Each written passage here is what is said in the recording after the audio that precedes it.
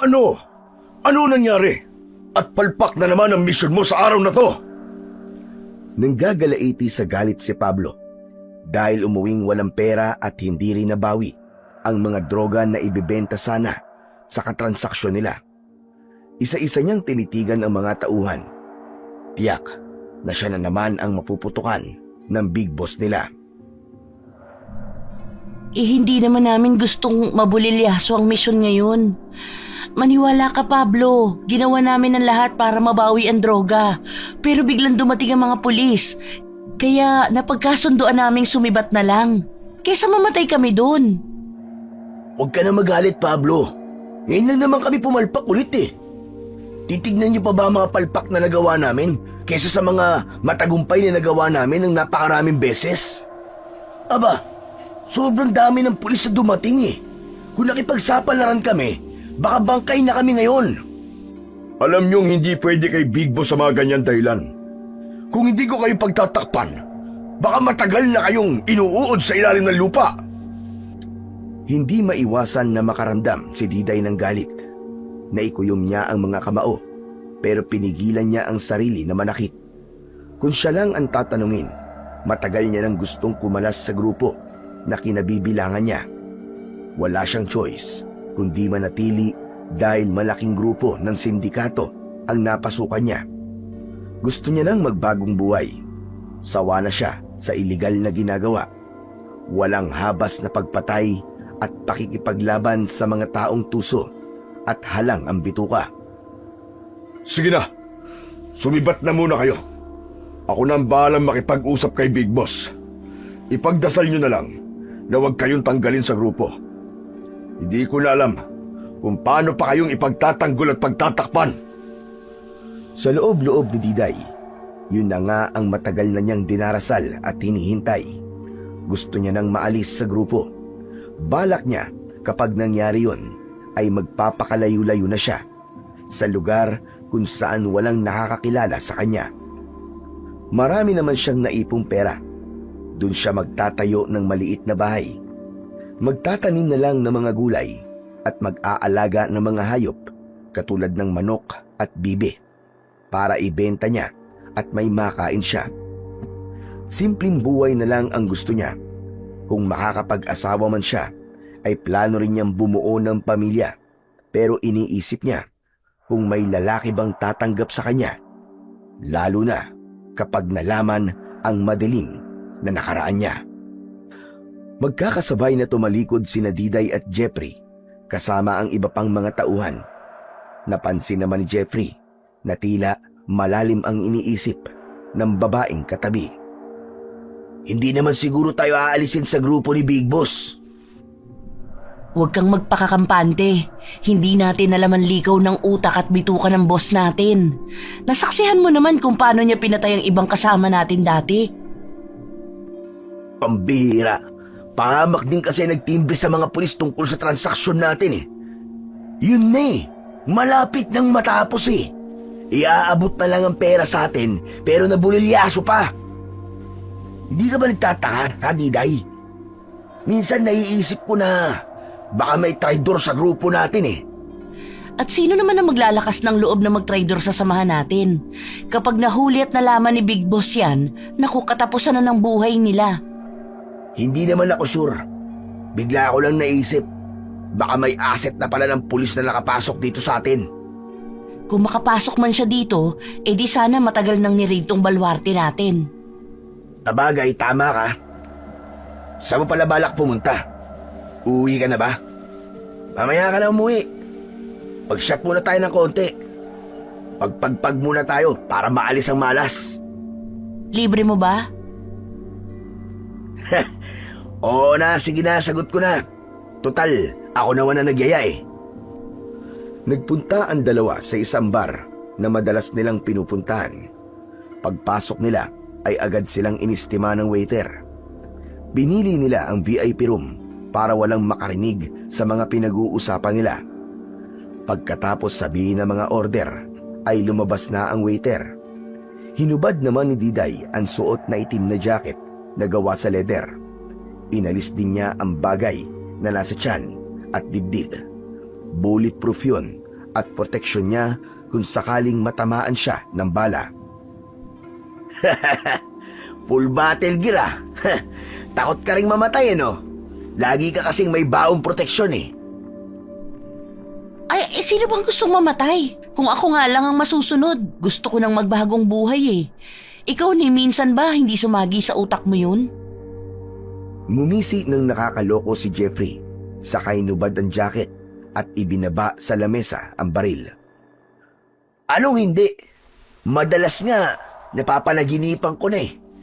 Pero wala naman akong magagawa kasi nasimulan ko na ang ganitong gawain. Wala na rin naman akong dahilan para magbagong buhay ako eh. Wala na, patay na ang asawa ko. Ayoko na rin namang mag-asawa ulit. Feeling ko, mapapahamak lang siya lalo na kapag nalaman niyang illegal ang ginagawa ko. Ikaw, napariwara lang ang buhay mo simula nang mamatay ang asawa mo sa malubhang sakit. Kumapit ka sa patalim kaya ka nasa grupo. Ako, lumaki ako sa kanila kaya hindi ko alam kung totoo ba ang sinasabi nila na wala na akong magulang. Kaya nga malabong alisin ka ni Big Boss. Sa lahat ng tauhan nun, ikaw ang pinakapaborito niya eh. Kung hilingin ko kaya sa kanya ang pagkalas at paglaya ko, pagbibigyan kaya niya ako? Nako, yan ang wag na wag mong gagawin. Baka yan pa maging mitya ng buhay mo. Parang di mo naman kilala si Big Boss.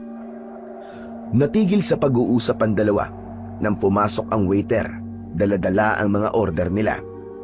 Habang inilalapag ng waiter ang mga pagkain at inumin, ay panay ang sulyap nito sa baril na nakapatong sa lamesa. Napansin naman yun ni Diday, kaya sinenyesan niya ang lalaki na itago ang baril. Ngumiti si Jeffrey sa waiter at saka pasimpleng isinuksok sa bewang ang baril. Nang matapos sa ginagawa ang waiter, ay nagpaalam na itong aalis. Pangarap ko rin namang maranasan ng simple at masayang buhay, kagaya ng nakikita ko sa iba. Nasasabi mo lang yan ngayon, pero pag wala ka ng pera, baka bumalik ka rin sa ganitong gawain. Alam mo, pera ang pinaka-importanteng bagay sa lahat, Diday. Siguro nga, pero at least naranasan ko pa rin kahit saglit kung ano ang inaasam ko. Sa ngayon, isang tabi mo muna yan. Kailangan natin bumawi sa mga susunod na transaksyon na gagawin natin. Baka mapag-inita na tayo ni Big Boss kapag pumalpak na naman tayo ulit. Kinuha ni Diday ang isang bote ng alak, saka yung tinungga. Abala naman si Jeffrey sa pagbuklat sa songbook. Hilig talaga nito ang kumanta. Kahit binabalot ng matinding kalungkutan, ay hindi ipinapahalata ni Diday sa kasama. Inabala niya ang sarili sa mga nakahaing pagkain habang nakikinig sa pagkanta nito. Gabi na nang nakauwi si Diday sa apartment na tinutuluyan niya. Pagbukas niya ng pinto, ay agad niyang binunot ang baril sa bewang. Naramdaman niya na hindi siya nag-iisa sa loob ng apartment. Hinayaan niyang patay ang ilaw para mahuli niya kung sino man ang intruder. Dahan-dahang humakbang si Diday papasok sa loob ng bahay. Maya-maya ay may malaking palad na tumakip sa bibig niya. Nagpumiglas siya at siniko ng malakas ang taong nangas sa kanya. Aray! Aray ko! Nabalian yata ako ng ribs ah! Pagkarinig ni Diday sa boses ng lalaki, ay dali-dali niyang pinindot ang switch ng ilaw. Kumalat ang liwanag sa buong sala at nakita niya roon si Manuel na nakaupo sa sofa habang sapu-sapu nito ang nasaktang tagiliran. Umikot ang mga mata ni Diday, saka naupo sa pang-isahang sopa sa harap nito. Buisit ka rin kasi, bakit ka ba nananakot? Nakasanayan mo na talagang pumasok dito sa apartment ko. Ilang beses ko ba sasabihin sa'yo na kung gusto o kailangan mo akong kausapin, dyan mo ako sa labas hintayin. Mahirap nang may makakita sa'yo rito. Ang tagal mo naman kasing dumating eh. Nainip na ako maghintay dyan sa labas eh. Kumain ka na ba? Oo, nakialam na ako dyan sa ref mo. Feeling mo talaga bahay mo na tong apartment ko no? Kapag may time ka, mag-grocery ka naman. Halos wala nang laman ng ref mo eh. Demanding pa ang putya. O sige, bukas na bukas din mamimili ako. Nakakahiya naman kasi sa bisita ko. Kumusta pala kayo kanina? Tsak, naputokan na naman kayo ng big boss nyo. Dahil bulilyaso ang transaksyon kaya umuusok sa galit ang bumbunan ni Pablo. Hindi ko lang alam sa big boss namin. Siya nga pala, sa mga susunod na transaksyon namin, baka hindi ko muna itimbre sa'yo yon. Parang nakakahalata na ang mga kasama ko na may traidor sa grupo namin eh. Kailangan muna nating maglaylo. Walang problema sa akin. Ikaw lang naman din ang inaalala ko eh. Kailangan muna naming hindi ma-raid bawat transaksyon para sumaya naman ang boss namin. Mahirap nang mapag-initan. Bakit kasi hindi ka nalang tumiwalag sa sindikato na yan? Kung ganun lang kadali, sana dati ko nang ginawa. Kamatayan ng parusa sa sino mang titiwalag sa grupo. Hayaan mo at tutulungan kita makaalis dyan. Sa ngayon, wala tayong magagawa kundi magtiis ka muna. Ano palang kailangan mo at narito ka? Wala naman. Kukumustahin lang kita. Baka ka ako nasaktan ka sa ginawa naming raid kanina eh. Nahuli niyo naman ba si Mr. Wong? Dead on the spot siya, pati ng ibang tauhan niya. May mga nakatakas nga lang. E di ayos kasi tagumpay ang ginawa niyong raid kanina. Yung pera, nasaan? As usual, pinagati-hatian na namin. Huwag ka mag-alala. Yung parte ko, ibibigay ko na lang sa'yo. Mabuti naman. Goods tayo lagi kapag ganyan ang ginawa mo. Ang mabuti pa umuwi ka na. Gusto ko nang magpahingi. Tumayo si Diday at saka pasimpleng sumilip sa bintana. Sinigurado niyang walang tao sa labas na makakakita kay Manuel. O sige, mauna na ako. Nang lumabas si Manuel, ay agad na inilak ni Diday ang pinto. Diretso siyang nahiga sa kama. Ramdam na ramdam niya ang sakit ng likod nang lumapat yun sa malambot na foam. Siya talaga ang traidor sa grupo nila. Hindi naman niya sinasadya ang pagkakakilala nila ni Manuel. Isang gabi na may nakatakda silang transaksyon, hindi niya alam kung paanong natimbrihan ng mga pulis ang buy-bust operation nila. Muntik na siyang mapatay ng isang kasama nito, pero laking gulat niya nang patakasin siya ni Manuel. Simula noon ay ang laki na ng pasasalamat at utang na loob niya sa lalaki. Minsan ay pinuntahan siya nito para kausapin, kaya naman umayag siyang maging isang asset nito.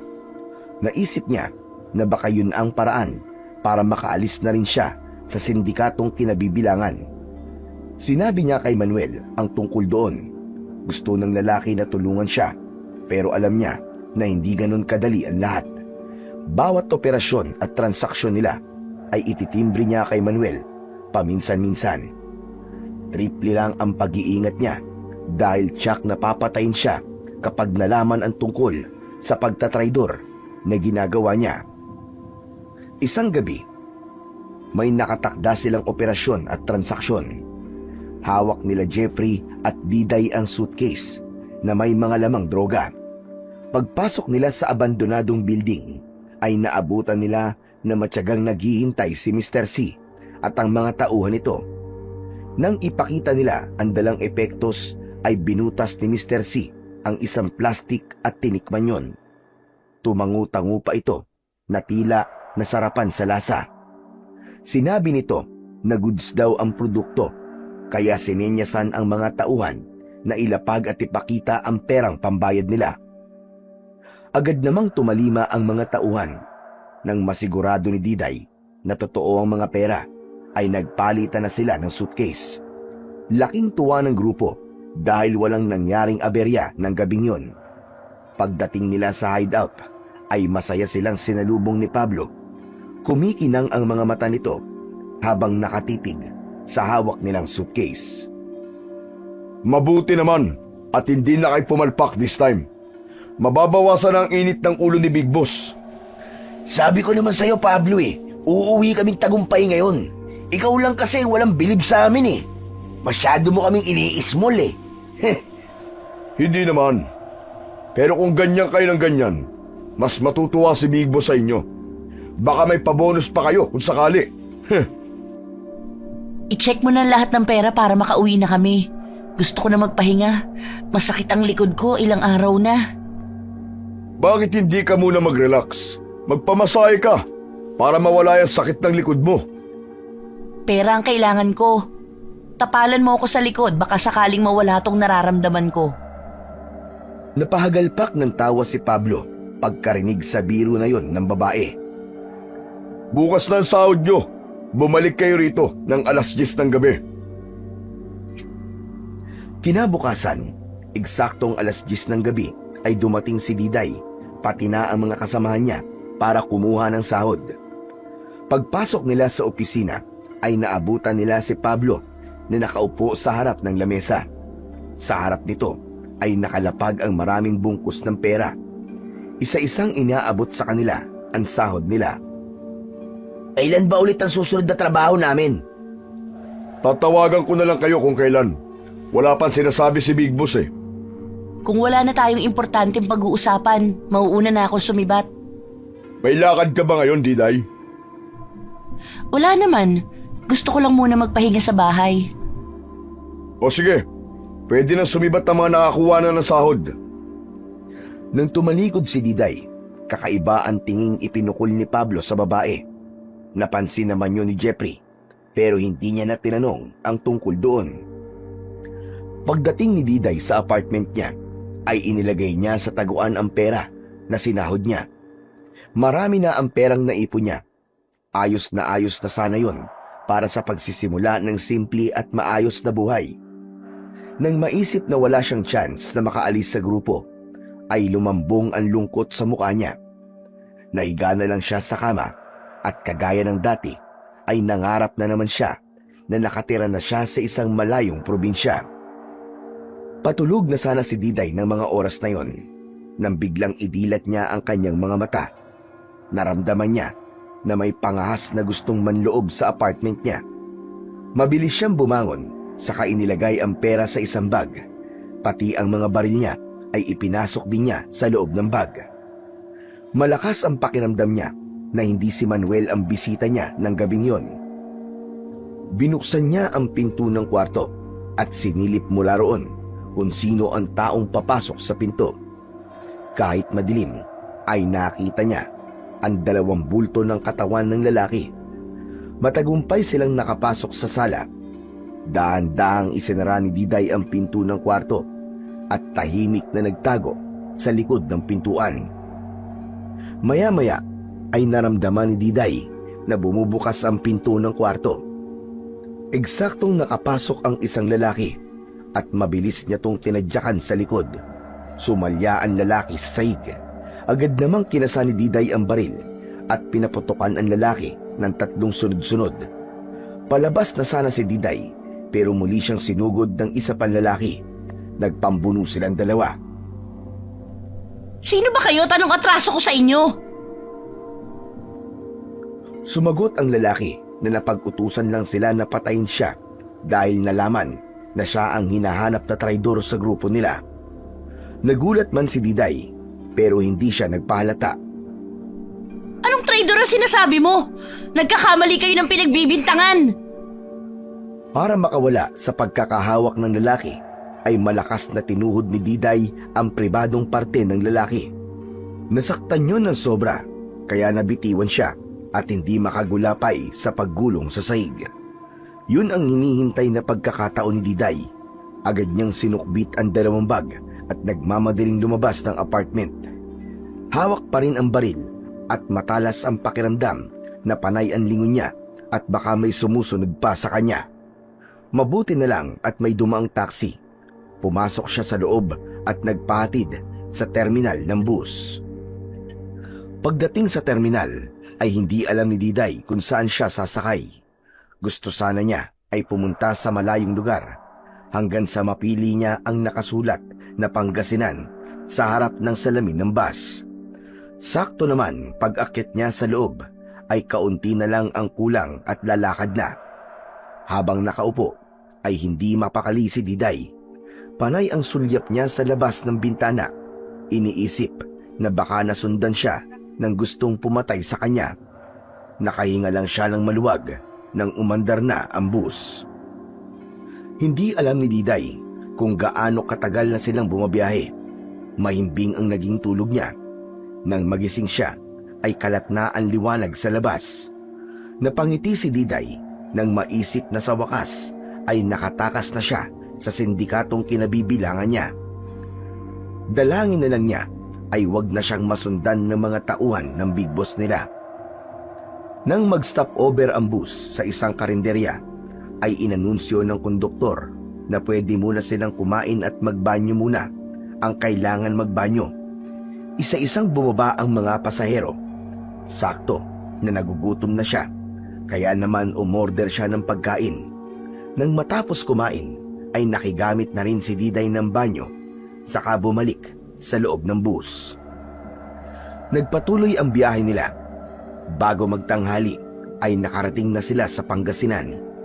Pagbaba ni Diday, ay hindi niya alam kung saan pupunta. Gusto muna niyang magpahinga, saka na siya maghanap ng lugar kung saan pwedeng tumira ng pangmatagalan. Nang makakita siya ng isang hotel, ay nag-check-in muna siya.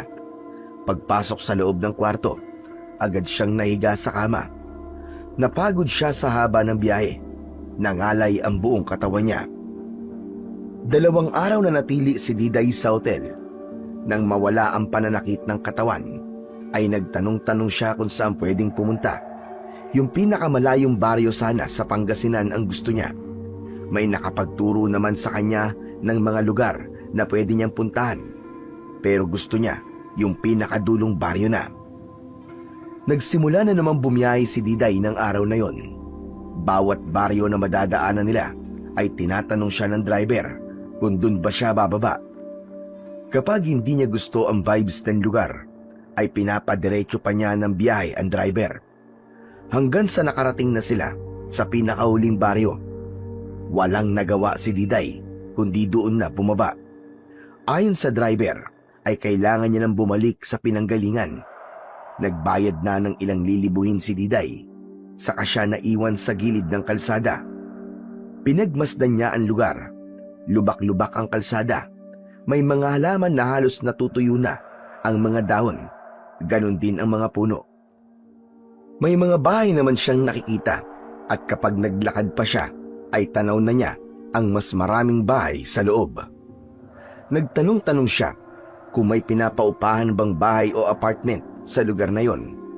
Itinuro naman sa kanya ng babaeng nakausap kung saan merong paupahan. Tinanong pa nito kung dayo ba siya sa lugar nila. Opo, may mga masasamang tao lang na humahabol sa akin, kaya ako napadpad dito.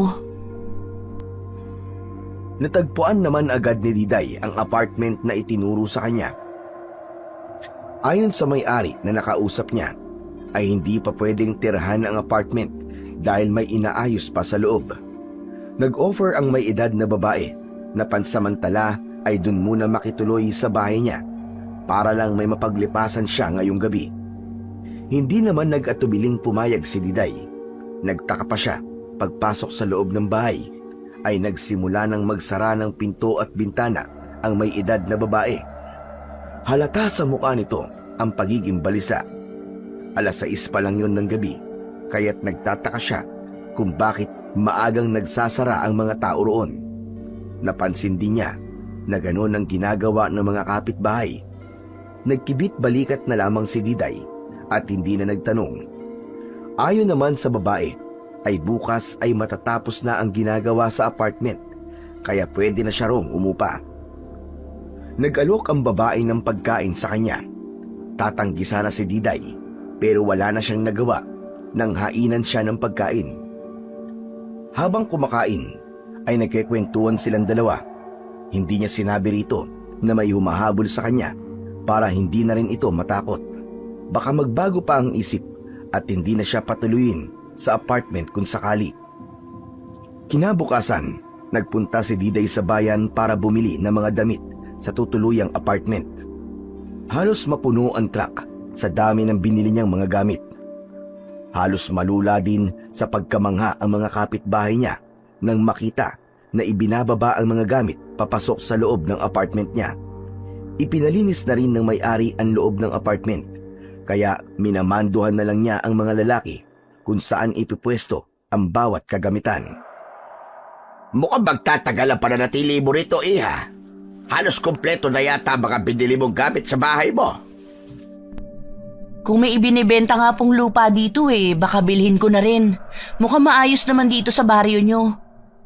Ano ho pala ang pangalan nyo? Mang Teryo na lang. O kaya Lolo Teryo ang itawag mo sa akin. Hindi pa naman ho kayo ganong katanda tingnan para tawaging lolo. Natawa ang matanda sa pambobola ni Diday sa kanya.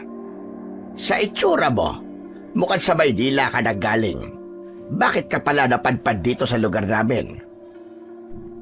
Naghahanap po talaga ako ng malayong lugar. Gusto ko lang ho kasi ng simpleng buhay. Magulo po ang buhay sa Maynila. Nakakasawa rin po. Mas masarap talagang tumira dito sa probinsya. Kapag nagkakaedad na ang isang tao, mas pinipili na niya ang tahimik na buhay. Teka lang po, Mang Teryo. Mag-aasikaso lang po ako ng kakainin ng mga nagbubuhat ng mga gamit. Baka pagod at gutom na sila. Pumasok si Diday sa loob ng apartment at binuksan ang mga pagkain na nakabilao na pinaluto niya sa nadaanang karinderya kanina. Maya-maya ay tinawag na niya ang mga lalaki para kumain. Sumandok din siya ng pagkain sa paper plate at binigay kay Mang Teryo. Hapon na nang matapos si Diday sa ginagawang pag-assemble ng ibang mga gamit na binili niya. Mula sa pinto ay pinagmasdan niya ang kabuuan ng sala na puno ng mga kagamitan. Sunod naman ay sa kusina siya pumunta at ang pinakahuli ay ang kwarto niya. Masaya at kontento siyang nahiga sa bagong biling kama. Inuga-uga pa niya yon na animo ay parang bata na naglalaro. Malayo ka na sa dating buhay mo, Diday.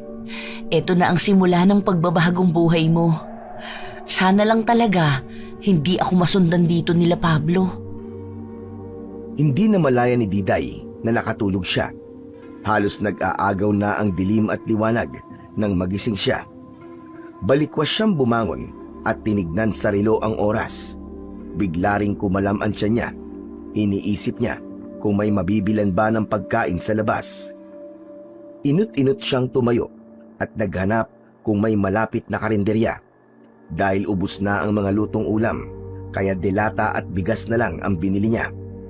Bukas ay mamimili naman siya ng grocery para may stock siya sa kusina. 3 araw ang matuling lumipas. Naging maayos naman ang pananatili ni Diday sa baryo. Madalas siyang lumabas para makilala naman niya ang ibang mga kapitbahay. Gusto niyang magkaroon ng mga kaibigan. Samantala, kulang na lang ay umusok ang magkabila ang tenga ni Pablo dahil nasabon siya ng big boss nila. Hindi lang yon, pinabugbog pa siya sa mga bodyguard nito. Galit na galit ang big boss nila dahil hanggang ngayon ay bigo silang mahanap at matagpuan kung saan nagpunta si Diday. Hawak ang ice pick na nakadikit sa pisngi nito ay kasabay naman ang paghit-hit ng sigarilyo. Buwisit talaga. Napakagaling magtago ng hayop na babae na yon. Kapag nakita ko siya, pipilipitin ko talaga ang leeg niya. Wala namang imik si Jeffrey, pati ang ibang kagrupo na naroroon sa opisina ni Pablo. Ilang araw na rin nilang hinahanap si Diday. Kumibo naman kayo dyan. Parang hangin lang ang kausap ko Hindi rin naman kasi namin alam kung saan nagtatago si Diday Malamang na nagpakalayo-layo na yon. Pinacheck ko na mga kontak ko sa mga airlines. Kaya alam kong hindi siya umalis ng bansa. Kung hindi sana siya nagtraidor kay Big Boss, hindi naman sana siya pagtatangka ang patayin Sigurado ba talaga na siya ang traidor sa grupo? Hanggang ngayon kasi, hindi pa rin ako makapaniwala Baka napapagbintangan lang siya ng mga taong naiinggit sa kanya. May nakakita sa kanya. Nakausap ang pulis na madalas na mag-raid sa operasyon natin. Tingin mo ba, pwedeng magkamali ang mga asset ni Big Boss? Kaya kayo, kung gagawa kayo ng katarantaduan, isipin niyo muna ng ilang libong beses. Kung sawa na kayo mabuhay, pwede kayong gumawa ng kalokohan. Hindi na umimik pa si Jeffrey Iniisip niya kung saang lugar pwede magtago si Diday. Gusto niya lang din malaman kung safe ba ito, pero kilala niya ang babae, kaya nakakasiguro siya na maayos ang lagay nito. Para hindi mainip si Diday, bumili siya ng mga paso, lupa, pataba at mga gamit sa paghahalaman. Nagtanim siya ng mga bulaklak at balak niyang ilagay sa harap ng bahay niya. Habang nagtatanim, masaya ang puso niya dahil nai-imagine na kagad niya ang magiging itsura ng bakuran niya kapag tumubo na ang mga bulaklak. Aba, mukhang ang saya-saya mo yata sa ginagawa mo, iha. Saglit na nilingon ni Diday ang matandang nagsalita sa likod niya. Sobrang saya po. Ngayon ko lang po kasi naghagawa ang bagay na to. Asawa't anak na lang pala ang kulang sa'yo kung ganon. Tatawa-tawa naman ang matanda sa biro na yon. Napangiti rin si Diday. Kung may mga available na binata dito sa lugar niyo, Mang Teryo, ipakilala niyo sa akin.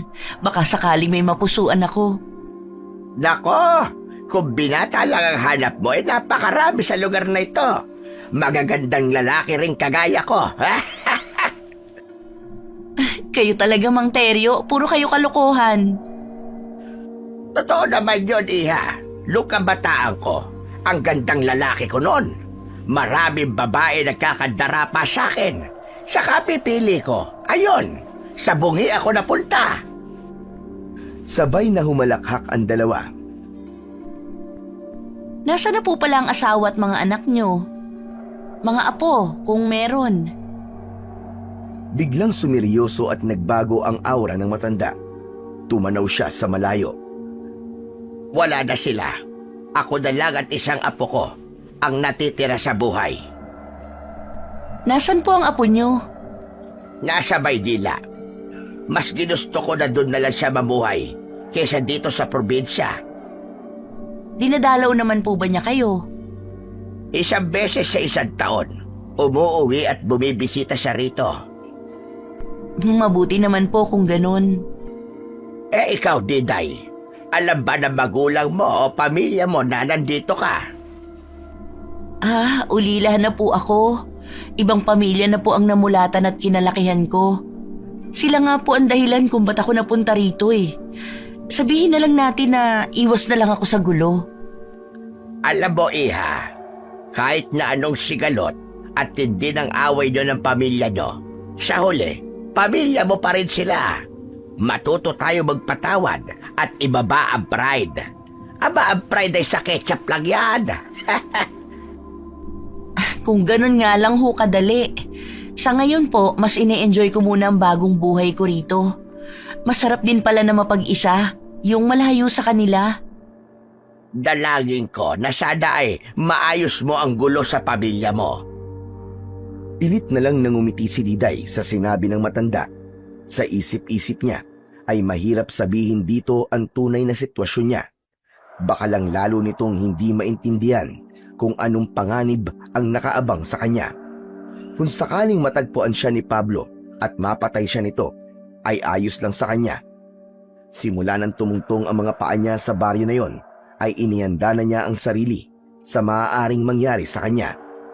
Ngunit sa ngayon, e-enjoyin na lang muna niya ang bawat araw sa panibagong buhay na tinatamasa niya.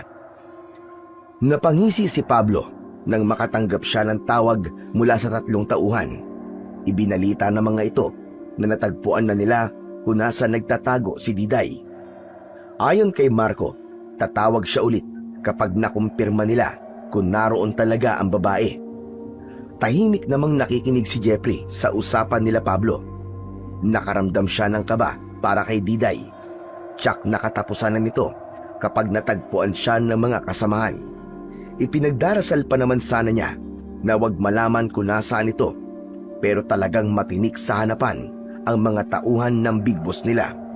Kung kinakailangang libutin ang buong Pilipinas, ay lilibutin ng mga ito. Utos ng Big Boss nila na wag babalik hanggang hindi kasama si Diday. Kailangang buhay ito kapag iniharap sa Big Boss nila. Samantala, matyagang naghintay si Marco kasama pa ang 2 tauhan. Naroon sila sa loob ng sasakyan. Tinted ang salamin nun, kaya hindi naman sila kita sa loob. Nagtanong na sila sa ibang taong nakatira sa baryo, pati na sa tindahan, at nakumpirma nila base sa picture na ipinakita na doon nga nakatira ngayon si Diday. Nang sumapit ang gabi, hinintay nila na matulog ang lahat ng tao sa baryo. Hanggat maaari ay ayaw nila na may inosente na madadamay. Plano nila na kapag tahimik na ang buong lugar ay saka sila sasalakay. Papasukin nila ang apartment na tinitirhan ni Diday, saka ito ihaharap sa big boss nila. Malaking pabuya ang matatanggap nila kapag nagawa nila ng maayos ang inuutos sa kanila. 10:00 ng gabi nang lumabas sa kotse ang 3 lalaking nakabonet at leather na jacket na itim. Dahan-dahan silang naglakad papalapit sa apartment ni Diday. Akma na sana nilang bubuksan ang pinto nang biglang may kung ano na sumugod sa kanila. Mula sa likod ay sinakal ng isang nilalang si Marco. Narinig na lang nila na lumagutok ang leeg nito. Paglingon ng dalawa, kitang-kita ng naglalakihan nilang mga mata na nakahandusay na sa lupa si Marco. Sa ibabaw nito ay isang lalaki. Agad silang sumaklolo sa kasama. Sinuntok nila sa likod ang nilalang na sumugod sa kanila. Pagtaas ng tingin ng lalaki ay puro dugo na ang bibig nito.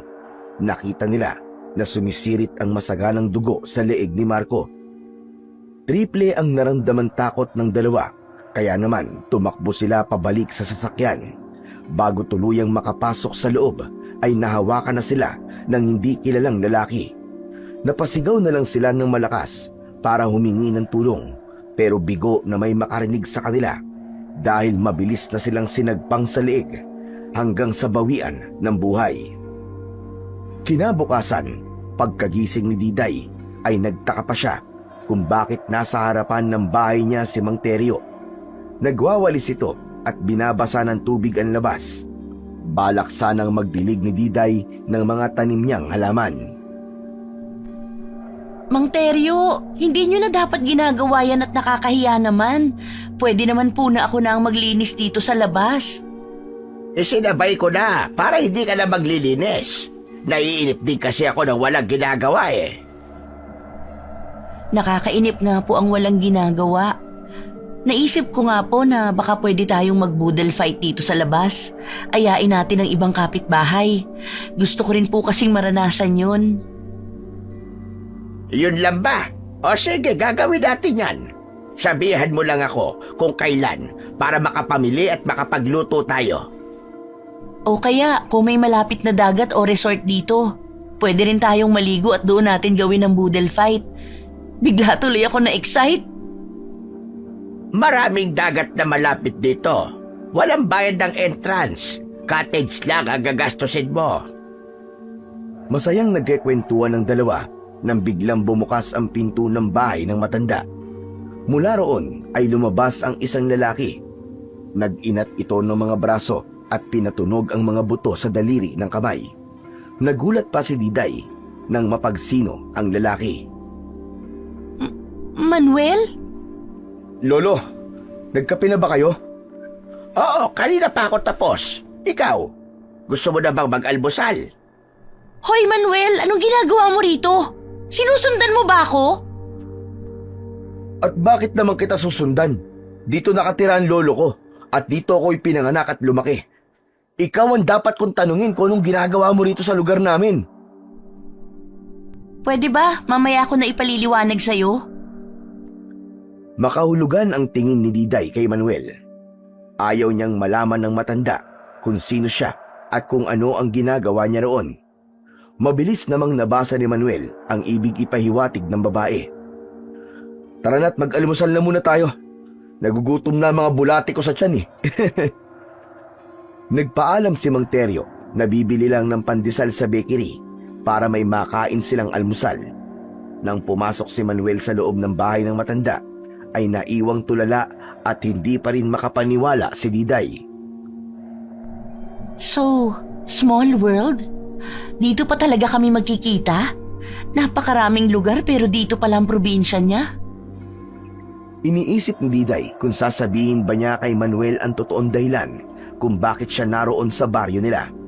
Kaya lang, sa sitwasyon niya ay mahirap magtiwala kahit kanino. Paano kung isa ito sa naghahanap sa kanya para patayin siya? Sa naisip, biglang kinilabutan si Diday. Dali-dali siyang pumasok sa loob ng bahay niya para magkulong. Nagulat pa si Diday nang may kumatok sa pinto ng bahay niya. Dahan-dahan siyang sumilip sa bintana para tignan kung sino yun. Nakita niya si Manuel na nakatayo sa labas ng bahay niya.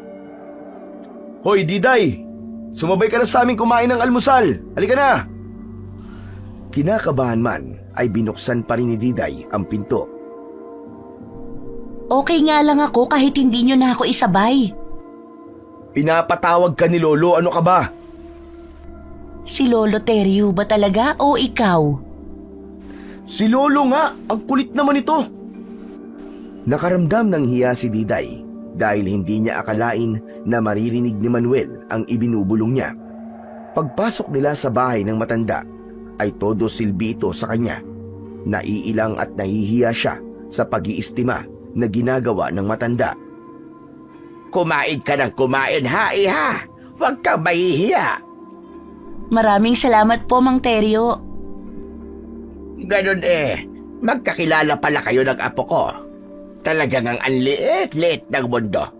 Kagabi nga lang siya dumating. Inabot na siya ng gabi sa haba ng biyahe.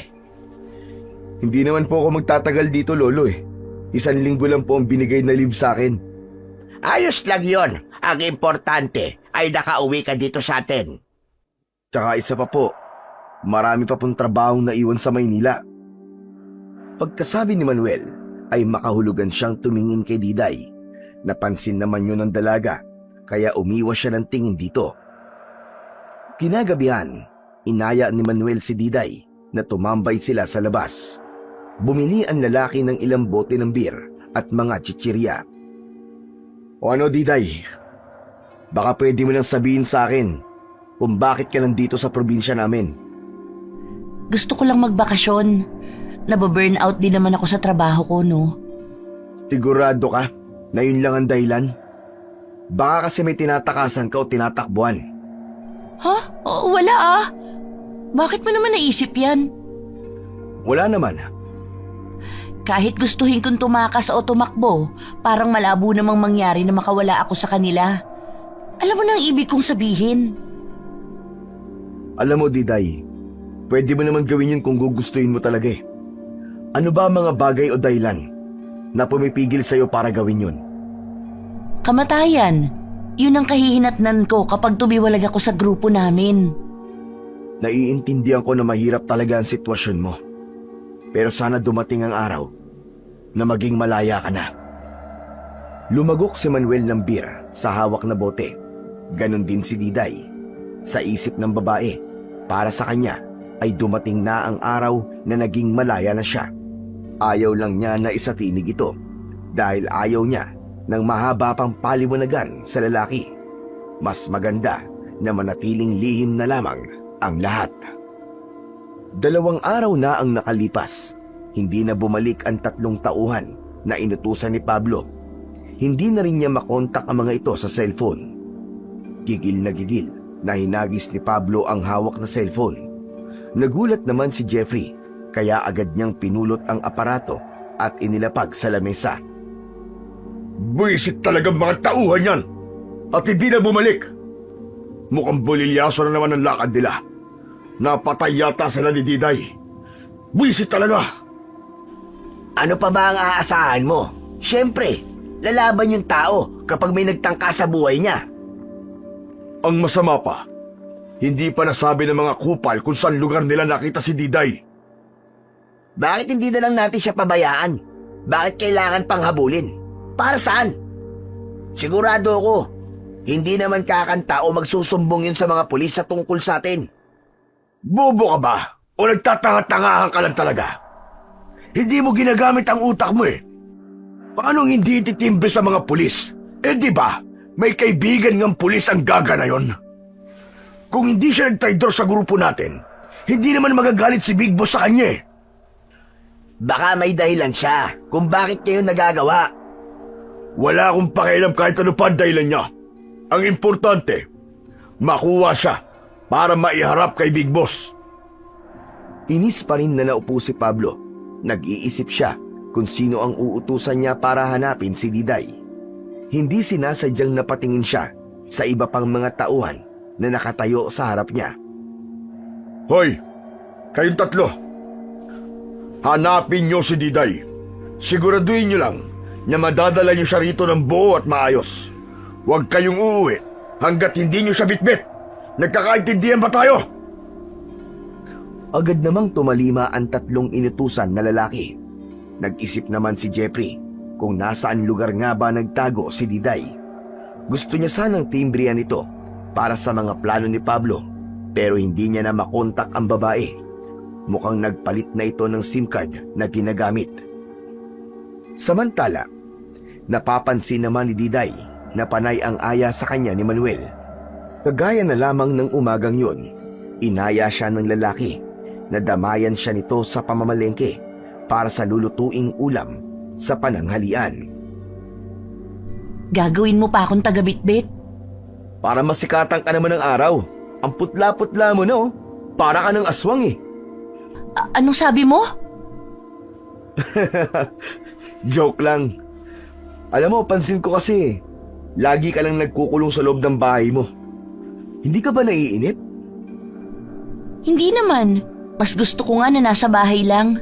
Sawang-sawa na ako na laging nasa labas. Ibahin mo ang probinsya namin, Diday. Hindi naman to kagaya sa Maynila na maingay at magulo. Tara na nga, mamili na tayo para makauwi tayo agad. Pagdating sa palengke, ay hindi alam ni Manuel kung ano ang unang bibilhin. Sariwa ang mga isda na nakikita niya at pawang buhay pa. Tingin niya ay bagong huli ang mga yon.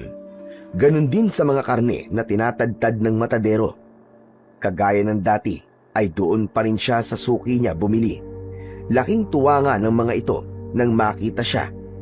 Napagkamalan pa nga silang mag-asawa ni Diday. Tinawan lang ni Manuel ang biro at panunukso sa kanya ng mga tindera. Halos hindi naman maipinta ang mukha ni Diday. Gusto sana niyang sumagot pero nahihiya siya kay Manuel. Hinayaan na lang niya na ito ang makipag-usap sa maiingay na tindera. Nang matapos silang mamili, ay kumain sila sa isang karinderya sa loob ng palengke. Ito ang paborito kong kainan dito. Bukod sa masarap ang mami nila, mura pa. O ikaw, Diday, anong gusto mong kainin?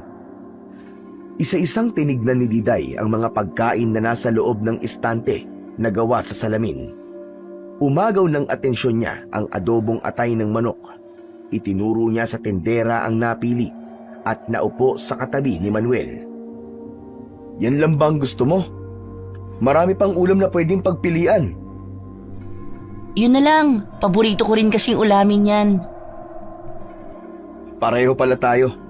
Pero may mas masarap dyan sa atay ng manok. Atay ng baboy? Secret. Baka kapag sinabi ko, hindi ka maniwala eh. Ewan ko sa'yo, ang weird mo. Tinawanan lang ni Manuel si Diday. Hindi nagtagal, ay dumating ang order nila.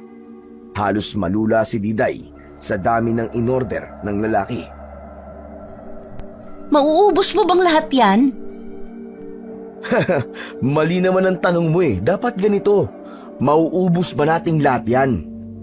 Ikaw ang umorder niyan, hindi ako. Ay nako, wag ka na nga magreklamo, Diday. Basta kumain ka na lang ng kumain dyan. Sumapit na naman ang gabi.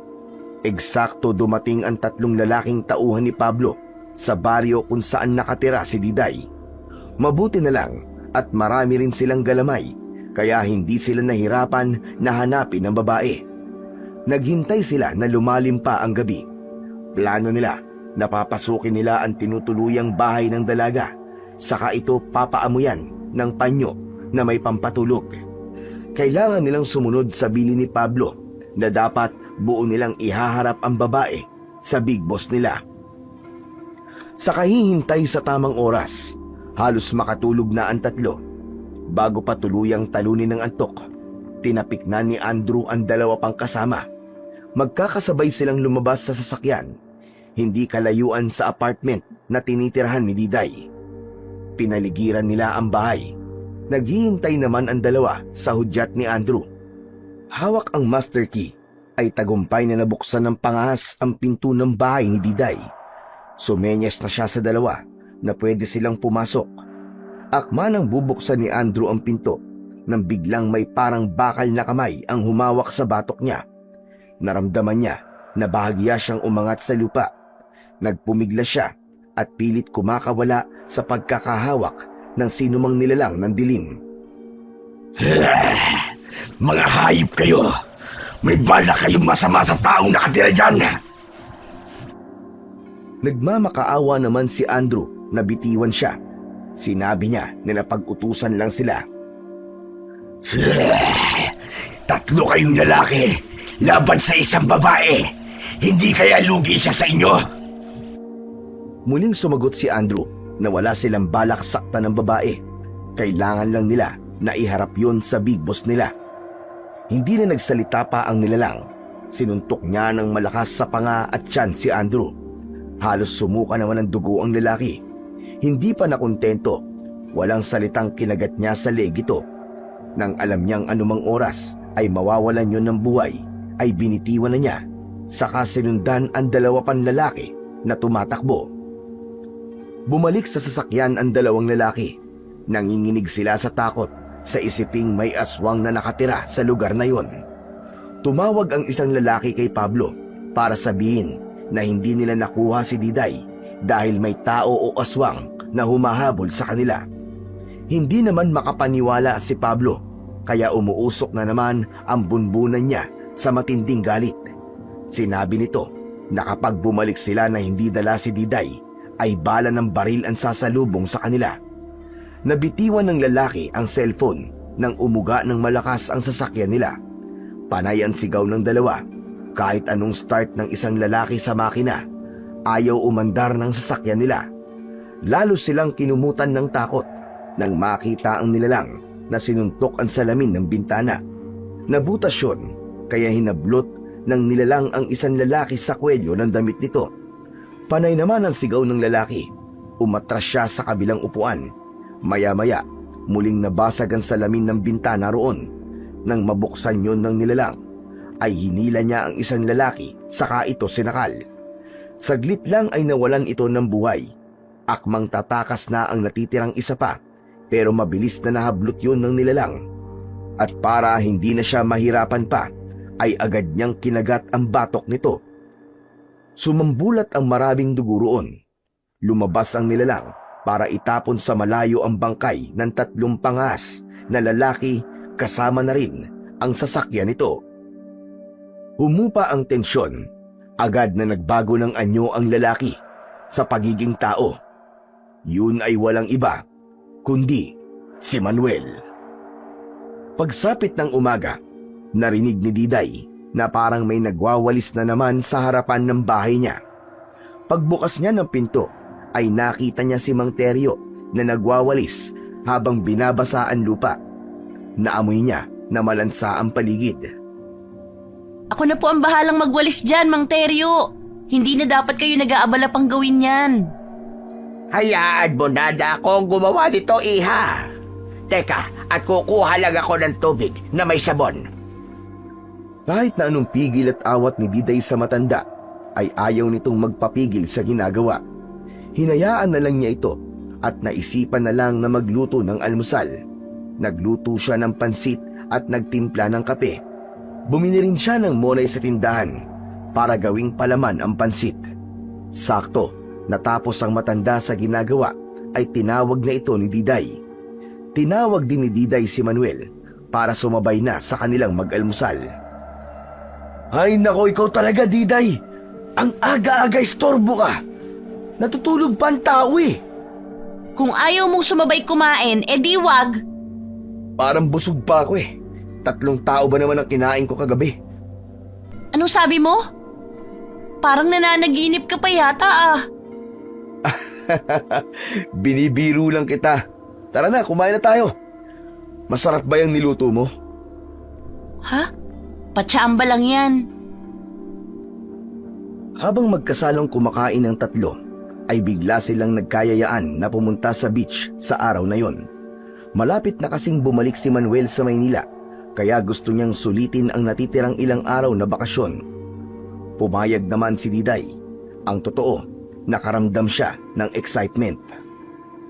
Wala silang sinayang na oras. Namalengke sila kagad at pagkatapos ay nagluto ng mga pagkain na dadalhin sa resort malapit doon. Inaya rin ni Manuel ang iba nilang kapitbahay na gustong sumama. Alauna na ng tanghali nang makarating sila sa resort. Bago sila maligo sa dagat ay nagsikainan muna sila. Ang saya-saya ni Diday habang isa-isang pinagmamasdan na maganang kumakain ang mga kasama niya. Natupad na rin ang isa sa pangarap niya. Iniisip niya na lang na kunwari ay pamilya at kamag-anak niya ang mga yon. Hindi tuloy niya napigilang tumulo ang luha. Napansin naman ni Manuel si Diday, kaya siniko niya ito. "Huy, okay ka lang ba? Ano ba nangyayari sa'yo?" Wala naman. Masaya lang ako ngayon. Salamat, Manuel, ah. Ang weird mo rin, no? Huwag ka na nga umiyak dyan. Magpakasaya ka na lang ngayon. I-treasure mo ang lahat ng mga experience at moments. Oh, kumain ka nito. Masarap yan. Nilagyan ni Manuel ng inihaw na pusit ang plato na hawak ni Diday. Napangiti naman ng babae, saka nagsimulang kumain. Nang matapos sila sa pagkain, ay isa-isa na silang lumusong sa dagat. Kahit katirikan ng araw, ay walang umaahon sa kanila. 6:00 ng gabi nang makauwi silang lahat. Kahit pagod, ay mas namayani ang sobrang kasiyahan sa puso ni Diday. Nang matapos niyang ayusin at hugasan ng mga gamit, ay pinili na niyang mahiga para makapagpahinga. Binabalikan pa niya sa isip ang masasayang nangyari ng araw na yon, hanggang hindi niya namalayang napapapikit na pala siya at unti-unting ginupo ng antok. Samantala, nag-uusap naman ang maglolo sa labas ng bahay nila. Tig-isa sila ng bote ng beer para mamaya ay makatulog sila ng mahimbing. Ngayon ko nararamdaman ang sakit ng buong katawan ko, Manuel. Ako po, baka bukas pa umepekto sa akin ang sakit ng katawan na yan. Teka lang, maitanong ko lang po. Huwag mo sanang ba masamain, hane? Nanliligaw ka ba kay Diday? Hindi po, lolo, ah. Nagkataong magkakilala lang po kami sa Maynila. Pero alam mo ba, boto ko sa batang yon kung sakali. Mukha siyang mabait. Nako, akala nyo lang po yun. Hindi pa naman siguro siya nakakalata sa'yo, no? Hindi pa naman po. Mabuti nga't nararamdaman ko kagad na may panganib na darating. Munti ka na talaga siya kagabi. Naikwento mo naman sa akin ang tungkol sa buhay niya. Pakiwari ko kaya siya nandito ay para magsimula ng panibagong buhay. Tingin ko nga po, saka baka may nagtangka po sa buhay niya. Kaya siya napilitang tumakas at magpakalayo-layo. Pero ano man po ang dahilan niya, nakahanda akong tulungan siya. Paano kung kagaya nung naunang may nagbalak ng masamang pasukin siya dyan sa bahay niya?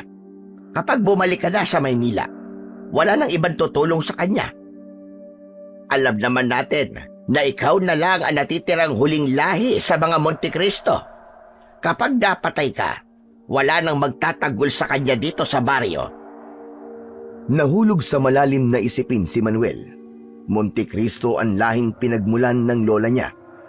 Isa silang lahi ng aswang na tahimik na naninirahan sa dulong baryo na yon ng Pangasinan. Dahil sa pakikipaglaban sa ibang lahi ng aswang na nanggugulo sa lugar nila, kaya isa-isa ring naubos at nangamatay ang mga kalahi niya. Nang tumanda na ang ina, kung saan ay dito ipinasa ng lola niya ang itim na bato, kalaunan ay napatay din ito ng aswang na umatake sa kanila. Bago pa mamatay ang ina, ay matagumpay na naipamana sa kanya ang itim na bato, kaya tinawag siyang huling lahi ng Montecristo dahil siya na lang ang bukod tanging natitirang aswang sa ang kanila. Ang lolo niya ay purong tao at hindi naman hinawaan ng pagkaaswang ng lola niya. Kagaya ng dati, Mainit na naman ang ulo ni Pablo. Hindi na kasi niya makontak ang 3 tauhan na inutusan na dakpin si Diday. Buwisit! Buwisit talaga! Mga walang kwenta, walang silbi, mga inutil! Lahat ng inutusan ko, puro palpak, at hindi na nakabalik pa. Oh, di ba? Sabi mo nga nun, humingi pa sila ng tulong sa'yo nung nakaraang tumawag. Aba, malay ko ba kung alibay lang nila yon? Sa panahon ngayon, may aswang pa ba na nabubuhay? Mag-isip ka nga, Jeffrey. Kahit bata, pagtatawanan ka kapag ikinuwento mo yun sa kanila. Oh, ano na ngayon ang plano mo? Tutal, puro naman sila palpak. Kaya ako na ang pupunta doon. Isasama kita. Magsama ka rin ng isa pang gusto mo. Siguro naman, kaya na nating 3 babaeng yun. Ayaw sanang sumama ni Jeffrey dahil kaibigan niya si Diday.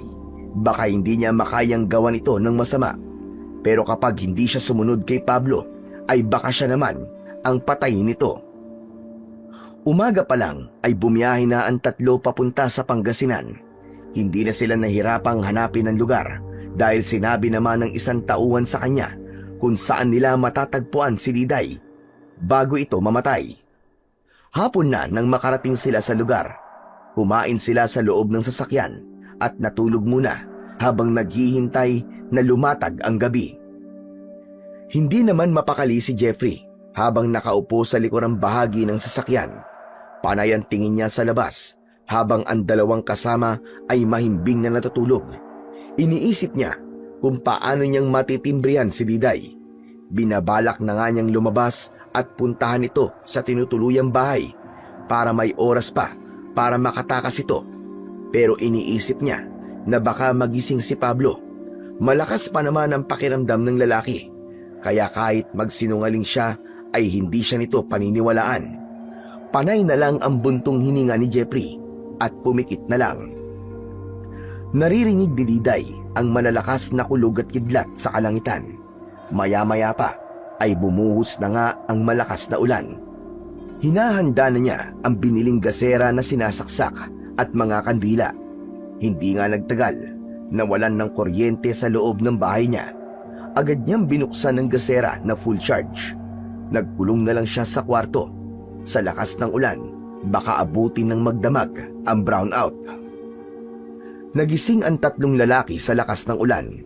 Kulog at kidlat. Nag-alala pa sila na baka bumabaha sa lugar na yon. Pinaandar nila ang sasakyan at naghanap sila ng malaking puno kung saan pwedeng magpark. Anak ng teteng, oo. Kung mamalasin ka nga naman sa lakad mo.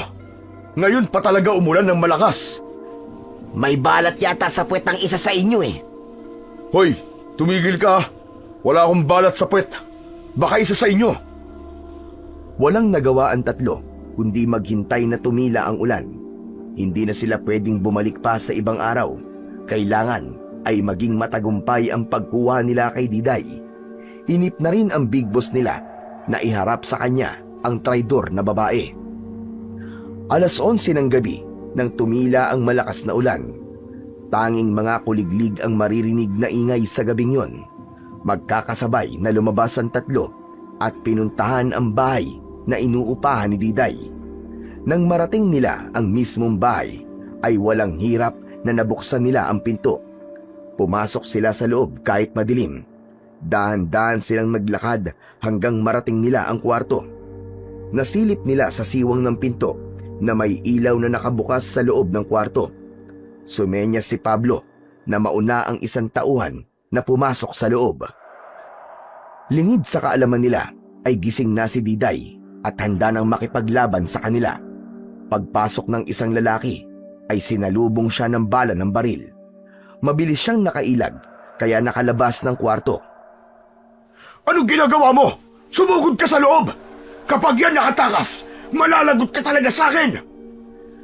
Nagdadalawang isip man ay muling sumugod papasok ang lalaking tauhan. Nagpalitan sila ng putok ng baril. Natamaan sa balikat ng lalaki kaya't napaupo ito sa gilid ng dingding ng kwarto. Diday! Mas mabuti pang sumuko ka na! Huwag mo nang pahirapan ang sarili mo! Gusto ko lang makausap ni Big Boss. Kung sasama ka sa amin, walang masasaktan. Hindi pa ako nauulol para maniwala sa'yo, Pablo. Kilala kita. Mas tuso ka pa sa ahas. Humalakhak si Pablo ng malakas, saka muling inakit si Diday sa matatamis na salita. Parang wala naman tayong pinagsamahan, Diday. Hindi nga ako nagalit ng patayin mo mga tauhan ko na pinadala ko rito. Iniisip ko kung paano mo silang pinatay. Saan mo sila inilibing? Kasi hindi na sila nakabalik pa. Sa narinig ay dagli ang kumunot ang noo ni Diday. Wala siyang alam sa kung ano ang sinasabi ni Pablo tungkol sa mga tauhan daw nito. Huwag mo akong gawa ng kwento, Pablo. Wala naman mga tauhan mo na nagpunta rito. Makakagaya ko, gusto na rin nilang magbagong buhay kaya tumakas sa tagpakalayo-layo na. Hindi ako gumagawa ng kwento, Diday. Totoo mga sinasabi ko.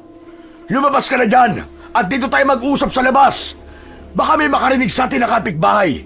Mahirap na! Wala naman tayong kailangang pag-usapan pa. Ano pa bang kailangan nyo sa akin? Ang alam ko, wala naman akong atraso sa inyo. Dahil nabibwisit na si Pablo, kaya sumenya siya kay Jeffrey na ito ang pumasok sa loob ng kwarto ni Diday. At tubiliman ang lalaki pero wala siyang pagpipilian kundi ang sumunod kay Pablo. Hawak pa rin ni Jeffrey ang doorknob mula kung saan ay may dumamba sa kanilang malaking katawan na tao. Mabilis nakailag si Jeffrey, kaya ang isang lalaking kasama nila ang pinuntirya.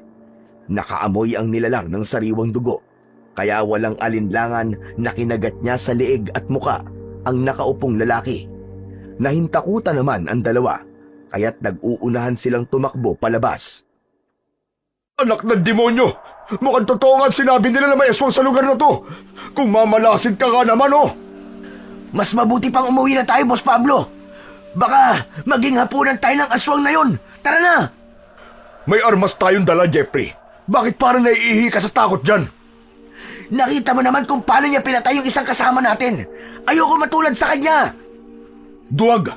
Bakit ba ako nagsama ng isang duwag na katulad mo? Kung gusto mo mamatay, ikaw na lang. Basta ako, babalik na ako sa Maynila. Mabilis na inablot ni Pablo ang kwelyo ng damit ni Jeffrey. Galit itong tinutukan ng baril sa muka. Kapag sinabi kong walang uuwi, walang uuwi. Ipilit mo pa ang gusto mo. Dito ka sa baril ko makipag-usap. Hindi na kumibo pa si Jeffrey. Binitiwan naman siya kagad ni Pablo. Sumakay sila sa sasakyan at lalong nadagdagan ang init ng ulo ni Pablo nang ayaw mag-start ng sasakyan nila. Gigil na hinampas niya ang manibela. Anak ng teteng, oo. Mukhang nasiraan pa yata tayo. Anong gagawin natin ngayon, Boss Pablo? Tinatanong mo pa kung anong gagawin natin. Malamang, kailangan natin maghanap ng mekaniko para maayos tong sasakyan. Habang nasa loob ng sasakyan ng dalawa, ay tinawag ni Pablo si Big Boss. Nagpadala ito ng mga tauhan para sunduin sila. Sinabi rin niya na nasiraan sila ng sasakyan at may aswang na humahabol sa kanila. Tinawanan lang siya ni Big Boss pagkarinig sa sinabi niya. Hindi rin ito naniwala na may aswang. Baka isang mabangis na hayop lang daw ang nakita nila. Nang mamatay ang tawag, ay gigil na inihagis ni Pablo ang cellphone. Baka bukas na sila mapuntahan ng ibang tauhan dahil ang lahat ay may transaksyon ng gabing yun. Nagkasundo ang dalawa na maglakad para maghanap ng vulcanizing shop. Kahit madilim ang buong paligid, ay sunod-sunuran si Jeffrey kay Pablo. Ayaw rin naman niyang magpaiwan sa sasakyan nila at baka makita siya nang sumugod sa kanila. Malayo na ang nalalakad ng dalawa pero wala pa rin silang makita na vulcanizing shop na maaaring meron dong mekaniko na makakatulong sa kanila. Panay naman ang lingon ni Jeffrey sa paligid. Hindi niya maintindihan ang nararamdaman. Nangangalisag ang mga balahibo niya sa buong katawan. Sumasabay pa ang malamig na hangin na dumadampi sa balat niya. Hindi alam kung saan patungo ang dalawa. Habang naglalakad, ay nagulat naman si Pablo nang biglang may dumamba kay Jeffrey. Nakita niya ang nakakatakot na mukha ng aswang na masama ang tingin sa kanya Sinakal siya nito. Pablo! Pablo, tulungan mo ako! Saka palang tila natauhan si Pablo. Kinasa niya ang baril, saka pinaputokan ng aswang. Pero naisangga ng aswang si Jeffrey, kaya ito ang tinamaan sa likod. Ilang beses pang nagpaputok si Pablo, saka nagmamadaling tumakbo palayo. Duguan namang binitiwan ni Manuel ang lalaki. Pagkatayo ni Manuel, ay sakto namang dumating si Diday. Hawak nito ang baril at tulalang napatitig na lamang kay Jeffrey. Mabilis namang umalis si Manuel para hanapin pa ang isa. Hindi ko hangad na gawang ka na masama, Diday. Wala na akong choice kundi ang sumunod at sumama kay Pablo. Kung ako sa'yo, tumakbo ka na at tumakas.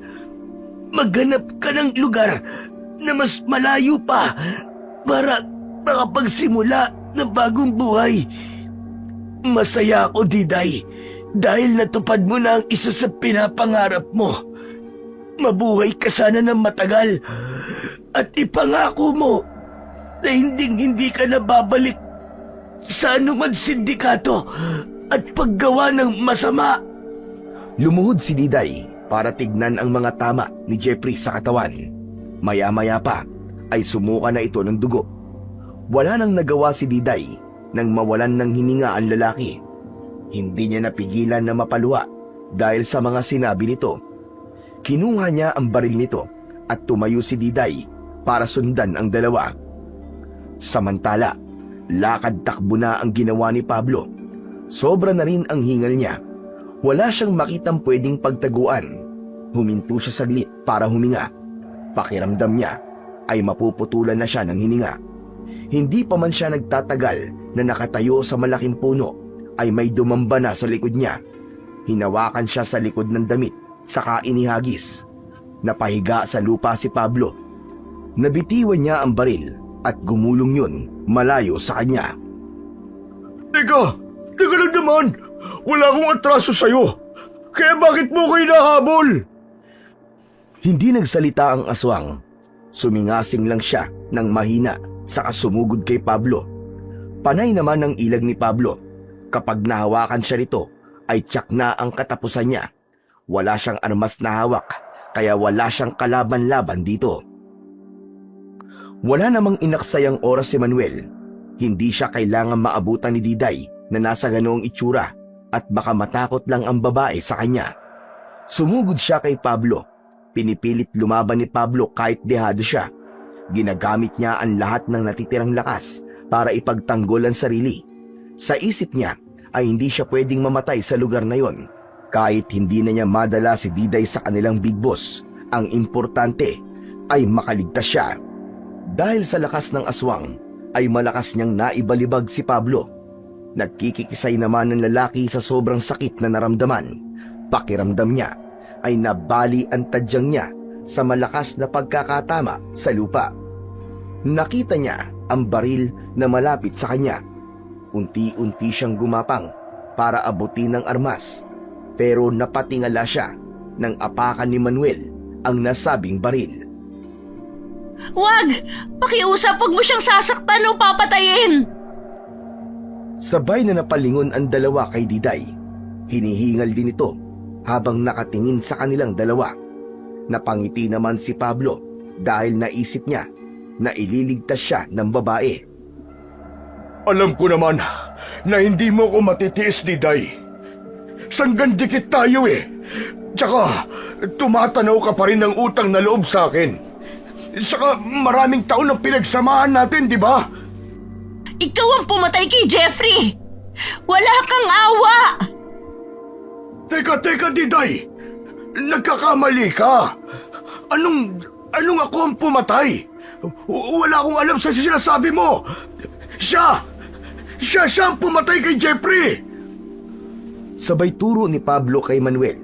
Lalo namang naging mabagsik ang itsura ng aswang. Alam kong hindi niya yun magagawa. Kung hindi niyo na sana ako sinundan dito, hindi niyo sana mararanasan ang habulin ng aswang. Nananahimik na ako sa lugar na ito pero pilit niyo pa rin akong sinusundan. Gusto ko lang naman ay magbagong buhay na. Anong magbagong buhay ang sinasabi mo? Nahihibang ka na ba? Alam mong imposibleng mangyari yon. Parang hindi mo kilala si Big Boss. Lahat naman tayo sa grupo, pangarap natin na makapagbagong buhay. Pero tingin mo ba, makakaalis tayo sa sindikatong kinabibilangan natin? Hindi pwede yun, Diday. Malaking kalokohan yun. Papatayin tayo ni Big Boss. Makakawala lang tayo doon kapag patay na tayo. Binalak na nga niya akong ipapatay. Dahil tinaydor mo siya eh. Nagtraydor ka sa samahan. Bakit di mo aminin? Nakipagsabwatan ka sa pulis para mabulilyaso ang ibang operasyon natin. Huwag ka magmalinis, Diday. Alam mong isang malaking kasalanan ang ginawa mo. Kahit ipaliwanag ko sa'yo, hindi mo ako maiintindihan. Wala na akong planong intindihin ka pa. Ganito, patakasin mo na lang ako para tapos na ang usapan natin. At ipinapangako ko sa'yo na hindi na kita guguluhin pa sa lugar na to na pinagtataguan mo. At hindi ko rin sasabihin kay boss kung nasan ka. Maniwala ka sa akin, Diday. Patakasin mo na ako. Saglit na nag-isip si Diday. Nararamdaman naman niya na totoo ang sinasabi ng lalaki. Wag mong sasabihin kay Big Boss kung nasan ako. Iyon ang kondisyon ko. Nangangako ka ba? Oo, Diday. Nangangako ko. Napakadali lang naman ang hiling mo eh. Makakaasa ka na mabubuhay ka na matiwasay. Simula bukas. Sige, umalis ka na ngayon din at baka magbago pa ang isip ko. Hindi na nga nag-aksaya pa ng oras si Pablo. Agad siyang tumayo at tumakbo. Nang makalayo ng konti, ay nagtago siya sa malaking puno at inasinta si Diday. Nakatalikod ang babae at parang kinakausap ang aswang. Kinilabit niya ang baril na hawak at tinamaan si Diday sa likod. Ngising tagumpay si Pablo, saka muling tumakbo papalayo. Hindi pa man siya nakakalayo, ay biglang humarang ang aswang sa kanya. Bigla siya nitong sinakal at itinaas sa ere. Nagmamakaawa pa si Pablo pero hindi na siya pinakinggan ng aswang. Ilang sandali pa ay kinagat siya sa leeg ng aswang at wala na siyang buhay nang bitiwan siya nito. Agad namang dinaluhan ni Manuel si Diday na nasaan yung aswang pa rin. Binuhat niya ang dalaga at inuwi ito sa bahay nito. Nanatiling nakapikit si Diday kahit na ang totoo ay gusto niyang dumilat para makita ang ginagawa ng aswang. Narinig niya na lumabas ito ng bahay niya at bumalik din kagad na may dalang mga gamit sa panggagamot. Nagkunwaring walang malay si Diday pero nakikiramdam siya sa paligid. Naramdaman niya na may hiringgilya na tumusok sa likod niya. Bago siya tuluyang mawalan ng malay ay dumilat pa siya. Sa nanlalabong paningin niya ay nakita niya ang muka ni Manuel. Kalat na ang sikat ng araw sa loob ng bintana ng kwarto ni Diday. Nang maalala niya ang nangyari, ay balikwas siyang bumangon. Pero napabalik din siya sa pagkakahiga nang kumirot ang sugat niya sa likod. Totoo pala ang lahat ng naganap kagabi at hindi isang panaginip lang. Pinagpahinga niya muna ang isip saka bumangon ng maramdaman na okay na ang pakiramdam niya. Kumatok si Diday sa bahay ni Mang Teryo. Pinagbuksan naman siya ng matanda at inalok na sumabay na sa kanila sa agahan.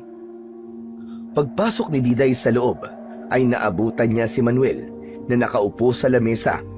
Humihigop ito ng kape at sa kamay ay may hawak na pandesal. O ano, Diday? Kumusta? Hindi na ba masakit ang likod mo? Ikaw palang gumamot sa akin kagabi? Bakit? Sino pa ba ang inaasahan mong tutulong sa'yo? Pasalamat ka na lang at narinig ko na parang may komosyon na nangyayari sa loob ng bahay mo kagabi. Kung hindi, nako, baka wala ka na. Ikaw rin ba yung... Hindi na ituloy ni Diday ang sasabihin dahil baka hindi naman ito ang aswang na tumulong sa kanya. Teka, ano yung sinasabi mo? Kagabi, may sumugod kina Pablo. Hindi ko alam kung tao ba yun o hayop. Ah, yun ba? Baka yung alaga ni Lolo Teryo yun. Huwag mo na yung isipin. Ang mahalaga, ligtas ka. Hindi na nga nangulit pa si Diday kahit na marami na siyang tanong, pero pinili na lang niya na manahimik. Sapat na sa kanya na alam niya ang totoong naganap kagabi. Hindi niya nakita ang bangkay ng 3 lalaki. Baka inilibing na yon kung saan. Gustuin mang aminin ni Manuel kay Diday ang tungkol sa totoong katauhan niya. Pinili niyang ilihim yun pansamantala. May ibang araw at pagkakataon para sa bagay na yon. Hindi pa rin siya handang ipaliwanag dito ang lahat. Basta ay siya ang laging tumutulong dito para mapuksa ang mga lalaking binabalak siyang loobin at gawan ng masama. Laking pasasalamat niya na dumating siya sa tamang oras. Katuwang niya ang lolo niya para maitago dito ang pagpatay sa mga taong humahabol kay Diday. Tuwing umaga ay winawalis ng lolo Terio niya ang mga dugong nagkalat sa harapan ng bahay ng babae para hindi nito makita ang bakas ng mga ginawa niya. Habang nabubuhay siya, ay walang sawa na poprotektahan niya si Diday sa mga taong magtatangka dito ng masama. Mamayang lunch, sa bahay kayo kumain. Magluluto ako ng masarap na ulam. Nako, parang busog pa ako, Diday eh.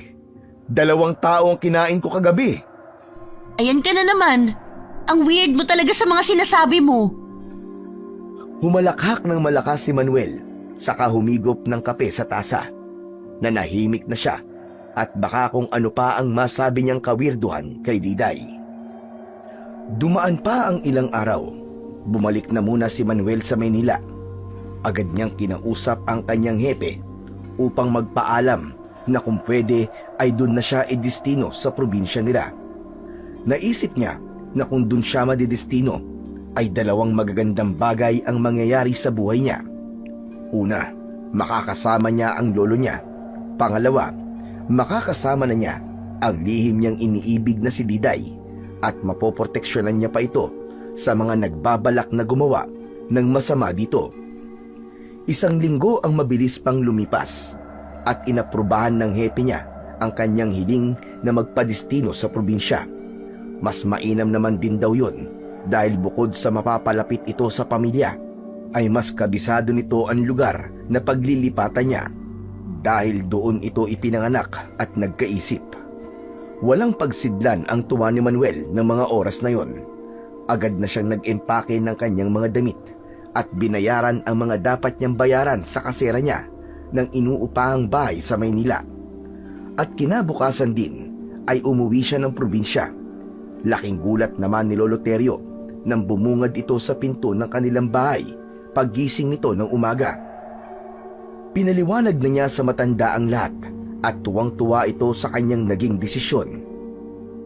Hindi naman nila napansin na nakikinig pala si Diday sa kanilang mga pinag-uusapan na tuwang-tuwa na rin ng mga sandaling yon. Hindi nagtagal, nakapagpalagayan na ng loob si Diday at Manuel at naging magkasintahan at nauwi sa pagpapakasal ng 2. 1 taon ang lumipas ay binayaan sila ng 1 anak na lalaki na pinangalanan nilang Edmond. Ang bata na siyang magtutuloy sa lahi ng mga mababait na aswang na kung tawagin ay Montecristo. Nabuhay sila ng payapa sa tahimik na baryo na yon at doon nabubuuin ang isang masayang pamilya na pangarap ni Diday na hindi niya akalain na makakamit niya. Isa lang itong patunay na kahit gaano pa kadilim o kasama ang pinanggalingan mo, ay meron pa ring maliit na liwanag na nakaabang para sa'yo upang ikaw ay makalabas o makaalis sa sitwasyon na yon. Basta bukal sa puso ang pagbabago, ay nakahanda ang Diyos na ikaw ay tulungan at makamit ang payapa at masayang buhay na iyong hinahangad.